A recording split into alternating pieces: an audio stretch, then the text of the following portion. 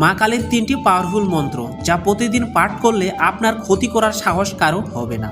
কথায় আছে ভক্তিই মূল মন্ত্র, তবে বৈদিক মতে পূজা অর্চনা তো বিধিবদ্ধ নিয়ম আছেই। শাস্ত্রে বলা আছে মা কালীর এই 3টি মন্ত্র প্রতিদিন পাঠ করলে আপনাকে ক্ষতি করার সাহস কারো হবে না। তাই চলুন মন্ত্রগুলি জেনে নেওয়া যাক। নাম্বার 1, মা কালীর বীজ মন্ত্র। ওম ক্রিম কালিকায় নমঃ। এই মন্ত্রটি পাঠ করলে অশুভ শক্তির প্রভাব মুক্ত হয়, যে কোনো বিপদের আশঙ্কা থেকে মুক্তি পাওয়া যায় এবং আত্মবিশ্বাসের পরিমাণ বেড়ে যায়। নাম্বার 2, বিশেষ কালী মন্ত্র।